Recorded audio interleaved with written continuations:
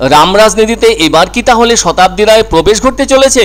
শনিবার রাতে বীরভূমের সিউড়িতে তৃণমূল প্রার্থী শতাব্দী রায়ের অদ্ভুত মন্তব্য যেন সেই দিকেই ইঙ্গিত দিচ্ছে বলে মনে করছেন অনেকে। গতকাল সিউড়ির চৈতালি মোড়ে হনুমান মন্দিরে পুজো দিয়েছেন শতাব্দী রায়। এরপর তৃণমূল প্রার্থী বলেন, রাম কার?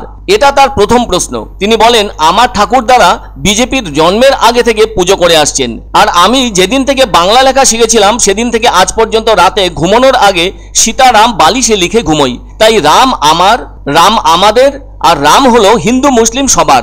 এই কথাগুলি বলার পর থেকেই শুরু হয়ে যায় জোর রাজনৈতিক চর্চা বীরভূমের তৃণমূল প্রার্থী শতাব্দী রায়কে কেন্দ্র করে। এদিকে সামনেই লোকসভা ভোট। গত 22শে জানুয়ারি অযোধ্যায় রাম মন্দির প্রতিষ্ঠার পর থেকেই দেশ জুড়ে রামকে নিয়ে রাজনীতির পারদ যেন অব্যাহত।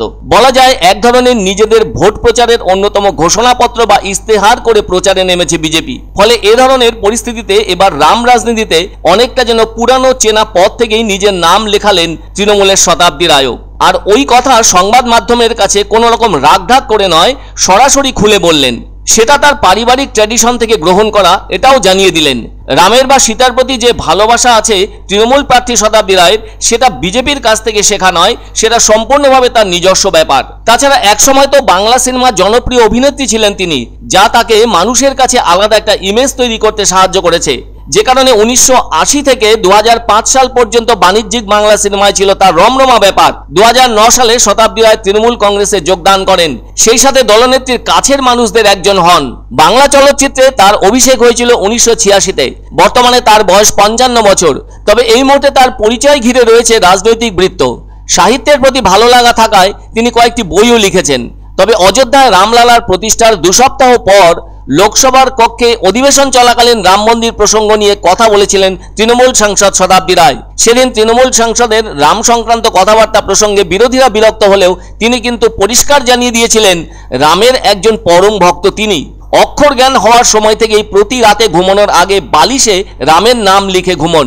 তিনি সেদিন সংসদে জানিয়েছিলেন, রাজনীতি, ধর্ম এসব বোঝার অনেক আগে থেকেই তিনি রামের একজন ভক্ত হয়ে উঠেছেন। এটা তার কাছে অদ্ভুত ভালো লাগার ও ভক্তির একটা পবিত্র জায়গা, যা কিনা তার মজ্জায় প্রবেশ করে আছে। আর যতদিন জীবন থাকবে, কর্মক্ষমতা থাকবে, ততদিনই একইভাবে রামকে ঘুমানোর আগে ভক্তি জানিয়ে যাবেন। কেননা এটা তার পারিবারিক ক্ষেত্র থেকে পাওয়া, কোনো রাজনীতির আঙিনা থেকে পাওয়া নয়। আর সে কথা বলতে কোনো রকম সংকোচ হয় না তার। আজ জীবনের 55 বছর বয়সে পৌঁছেও একই রকম ভাবে ভক্তি রয়েছে রামের প্রতি। তবে ওই দিন সংসদে তিনি একটি অদ্ভুত কথাও বলেছিলেন, রামলালাকে যারা আনতে পারছেন তারা কেন মেহুল চোকসিকে আনতে পারছেন না।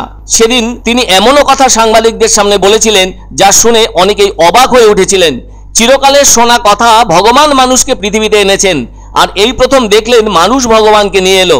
যাই হোক, তবুও যে শতাব্দীর রাম ভক্তি আছে, সেই ভক্তির প্রকাশ তিনি শনিবার ভোটের প্রচার উপলক্ষে সিউড়িতে সাংবাদিকদের সামনে ব্যক্ত করলেন তৃণমূল প্রার্থী শতাব্দী রায়।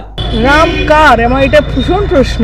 যখন বিজেপির জন্ম হয়েছে তার আগে আমার ঠাকুরদাদা জন্ম, যারা হিন্দু, যারা এটা করে এসছে। আমি যেদিন থেকে, যখন থেকে অ আ ক খ শিখেছিলাম, সেদিন থেকে আজ অব্দি আমি রাত্রে যখন ঘুমোই তখন বালিশে সীতারাম লিখে ঘুমোই।